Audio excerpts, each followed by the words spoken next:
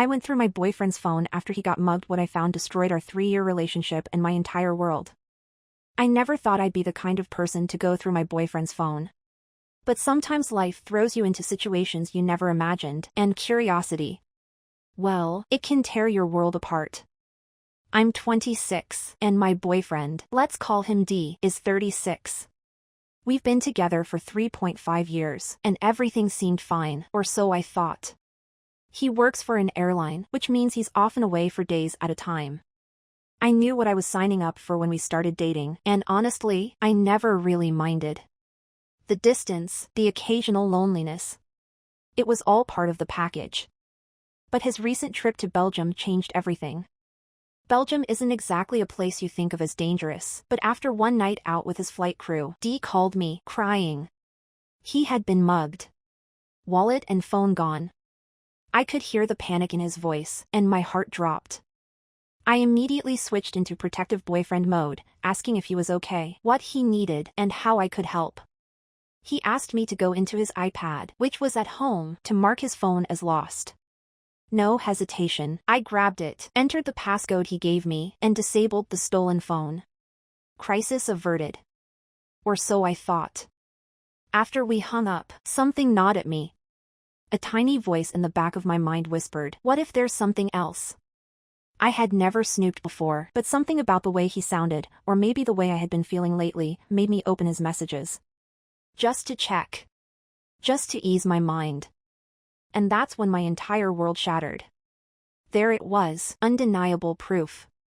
D had been cheating on me. Not just once. Not even a few times. But for over 2 years. Message after message, name after name. My stomach twisted as I scrolled, seeing conversations that made my chest feel tight. He had brought people into our apartment, our home, while I was at work. Our home. Where we watched movies together. Where we celebrated birthdays. Where I thought I was safe. I felt sick. And the worst part? Deep down, I already knew. For almost as long as he had been cheating, we hadn't been intimate. I used to ask him if everything was okay, and he always had an excuse. I'm dealing with health problems, or I just feel self-conscious lately. I believed him. I trusted him. Meanwhile, he was out with strangers, doing things he claimed he wasn't comfortable doing with me. I sat there, holding his iPad, my hands shaking. My mind racing. I wanted to scream, to cry, to smash something. But I just sat there. Frozen. What do you even do with that kind of betrayal? I feel like such an idiot. This was my first serious relationship, my first time living with someone. I thought we had something real, something solid. Now I realize I've been living in a lie, ignoring every red flag my gut tried to warn me about. I haven't confronted him yet. He's still away, and I don't know how to even start that conversation. Part of me wants to burn it all down, throw his stuff out, and never look back. Another part of me feels empty. I can't help but wonder, was I wrong for looking through his messages? I know it's not something I'd normally do, and under different circumstances, I'd hate myself for it. But would I have ever known the truth if I hadn't? What would you do if you were in my shoes? Update 1. I couldn't sit with this information without doing something about it. The shock, the anger, and the sadness were too much. Every time I looked around our apartment, I felt sick. The couch where we watched movies, the kitchen where we cooked dinner, the bed where we once slept together, and now I knew he had brought others into the space. It felt tainted. The worst part? The constant war in my head. Part of me wanted to believe he had reasons, that maybe there was some kind of explanation that could make this make sense.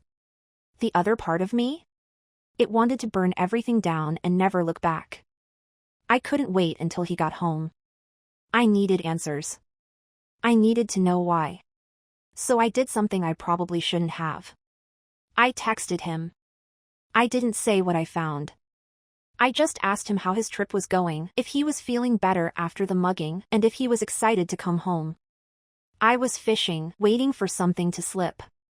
He replied quickly, almost too quickly, with the usual responses. Yeah, babe, I'm good. Just tired. Can't wait to be home with you. It made my skin crawl. How could he act like everything was fine? Like he wasn't living a double life? I didn't reply. Instead, I spent the next few hours going through every little sign I might have missed over the years. The times he came home a little too late, the times he turned his phone away from me while texting, the random trips he took that never quite added up.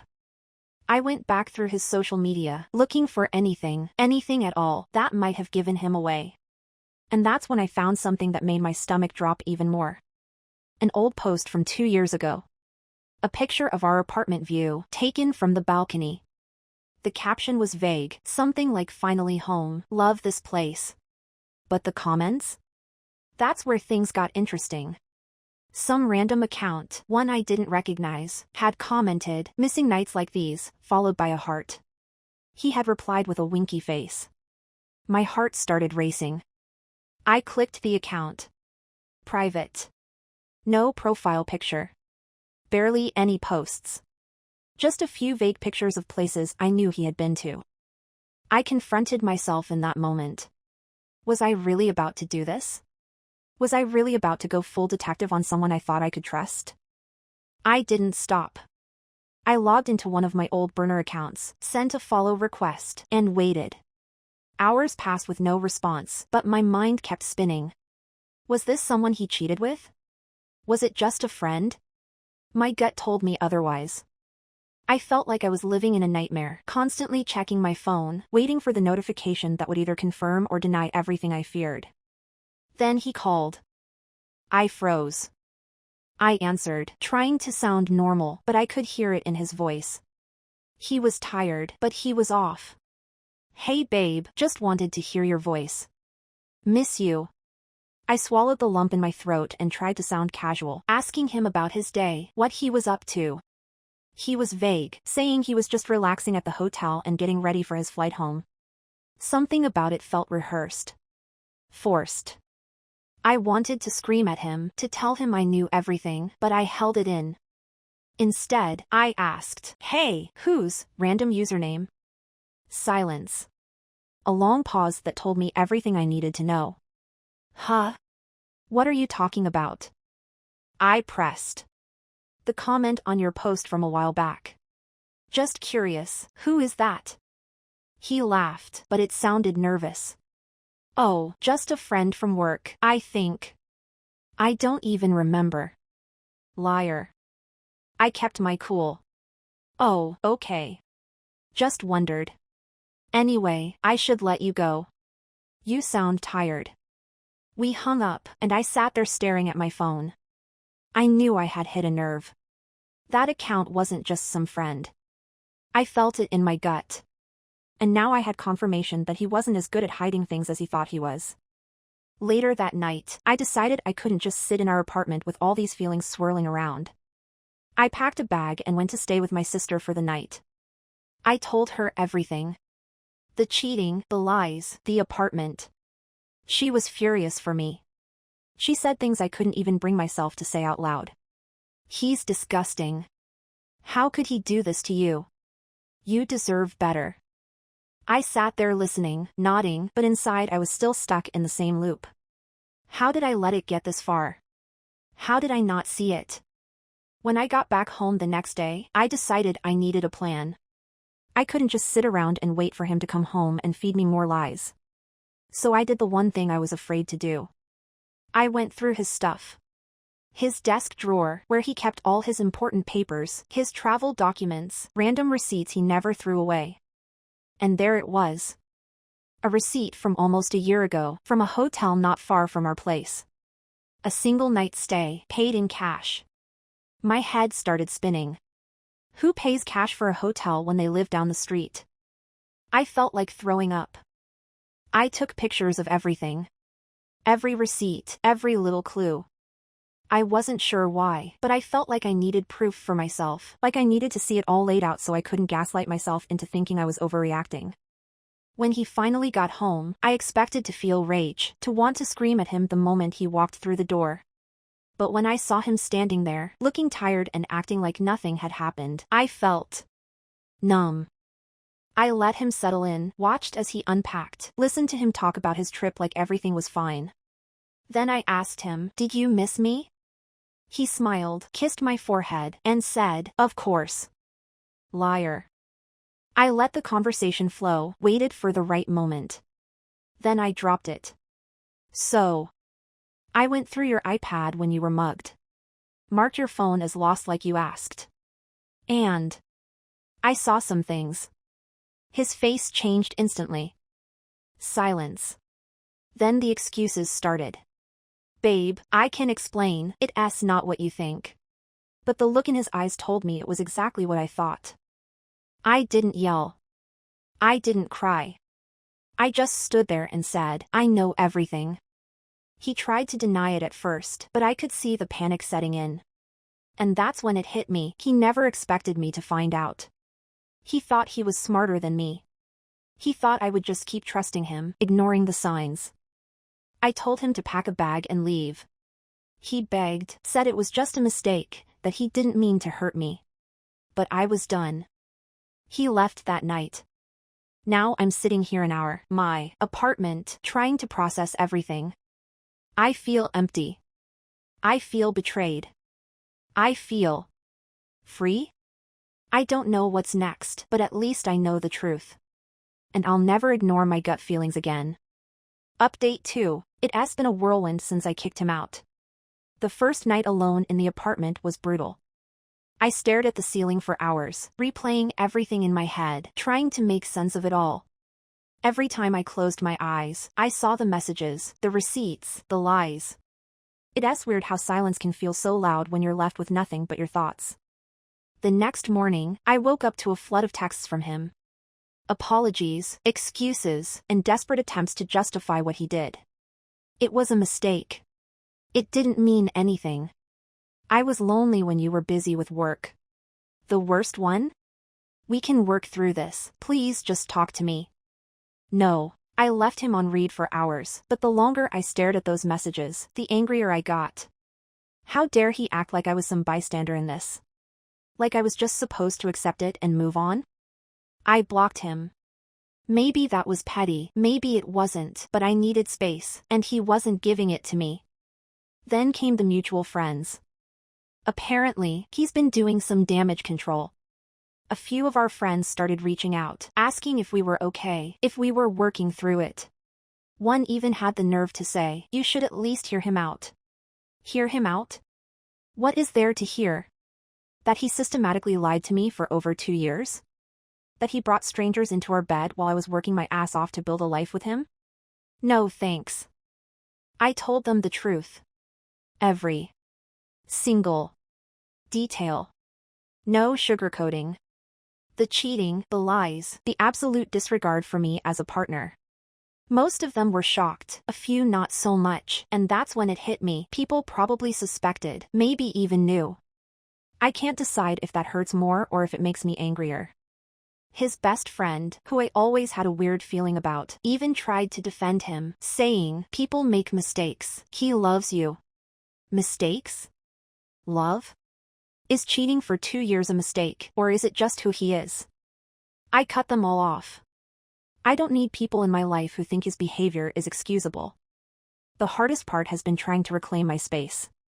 Everywhere I look, there's something that reminds me of him. His stupid hoodie draped over the chair, the cologne he always wore still lingering in the bathroom. I thought about tossing everything out, but instead, I packed it all into garbage bags and left them by the door. He texted, from another number, asking if he could come pick up his stuff. I told him I'd leave it outside. No contact. No conversation. Just done. My sister came over to keep me company while he grabbed his things. I couldn't bear to see him again, to let him try and manipulate me into feeling sorry for him. She peeked through the window and told me he looked broken. Good. He took his stuff, and for the first time in a long time, I felt like I could breathe. But then came the sadness. I don't even know if I miss him, or if I just miss the idea of what we had, what I thought we had. 3.5 years is a long time to throw away, and I can't help but feel like I wasted so much of myself on someone who never deserved me. It's humiliating, honestly. How many times did I defend him? How many times did I make excuses for things that felt off? I decided to take control in the smallest ways I could. I rearranged the furniture, moved things around, and tried to make the apartment feel like mine again. I started going through old photos on my phone, deleting anything that reminded me of him, and let me tell you, it was therapeutic in a way I didn't expect. Gone were the cute couple pics, the vacations, the anniversary dinners. Out of sight, out of mind, right? The weirdest part?